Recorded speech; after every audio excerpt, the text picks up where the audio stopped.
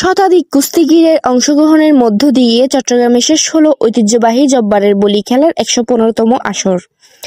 অনেক শক্তিশালী ছিল, আমার থেকে আরো লম্বা ছিল। প্রথমবারের মতো খেলতে আসছি, সেকেন্ড রাউন্ডের জন্য সিলেক্ট হয়েছি। বছরে চ্যাম্পিয়ন বলে খেলতে হবে, এখন দেখি কি অবস্থা। যদি চাকমা ছিল স্বাভাবিক, অবশ্যই শক্তিশালী ছিল। আমার নাম মোহাম্মদ রাশেদ, বলি জব্বার বলি খেলাতে আসছি। ইনশাল্লাহ সবাই আমার জন্য দোয়া করবেন, যেহেতু ফাইনালে ভালো খেলতে পারে। উকিয়া ট্যাঙ্কালির থেকে ট্যাঙ্কালির কলিমুল্লাহ বলি। জব্বরের বলি খেলছি আমি 32 বছর 32 আল্লাহ দিলে আমার হারে জিতেছি।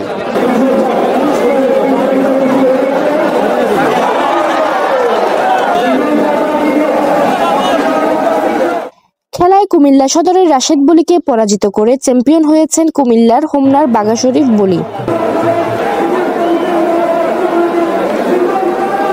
বৃহস্পতিবার 25শে এপ্রিল চট্টগ্রামের লালদিঘি মাঠে অস্থায়ী মঞ্চে এ কুস্তি প্রতিযোগিতা উদ্বোধন করা হয়। এতে প্রধান অতিথি ছিলেন রেলপথ মন্ত্রণালয় সম্পর্কিত সংসদীয় স্থায়ী কমিটির সভাপতি এবিএম ফজলে করিম চৌধুরী। বিশেষ অতিথি ছিলেন চট্টগ্রাম সিটি কর্পোরেশনের সাবেক মেয়র ও নগর আওয়ামী লীগের সাধারণ সম্পাদক আজম নাসির উদ্দিন।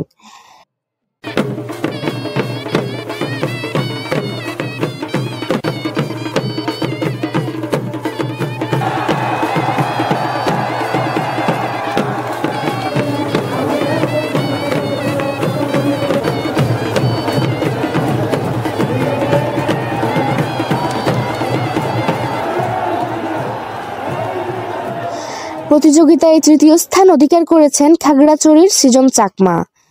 চতুর্থ হয়েছেন চট্টগ্রামের সীতাকুণ্ড উপজেলার রাসেল বলি। দুপুরে বলি খেলা শুরুর আগে থেকেই নগরীর লালদিঘি ময়দানে হাজারো দর্শক জড়ো হন। ঐতিহ্যবাহী এ খেলা দেখতে কানায় কানায় পূর্ণ হয়ে যায় মাঠ। ঢোল বাজনার তালে তালে আর করতালিতে তারা সমর্থন জোগাতে থাকেন বলিদের।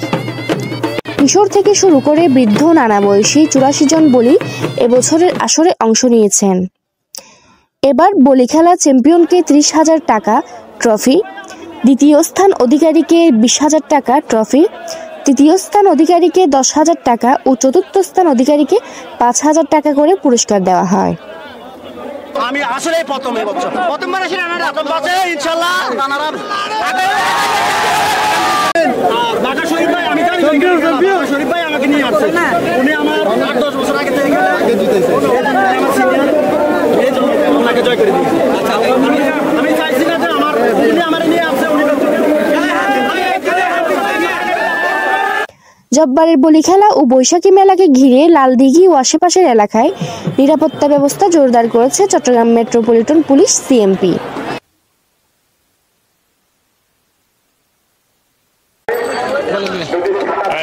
আমরা আসলে গর্ববোধ করি, আমাদের বাড়ি চট্টগ্রাম, আমরা চিটাগংয়া ফুয়া মেরিট ফল্লে লোয়া।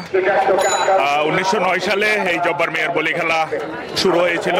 আমাদের এই পার্শ্ববর্তী বদরপতির একবার ধনাঢ্য ব্যবসায়ী জব্বার মিয়া, উনি শুরু করেছিলেন বিদায়, পরবর্তীতে ওনার নাম অনুসারে এটা হয়। আপনারা জানেন যে ব্রিটিশ পিরিয়ড থেকে এর আগে থেকেও চট্টগ্রাম খুব ঐতিহাসিক সাফল্যমণ্ডিত এবং ঐশ্বর্যমণ্ডিত একটা জিনিস।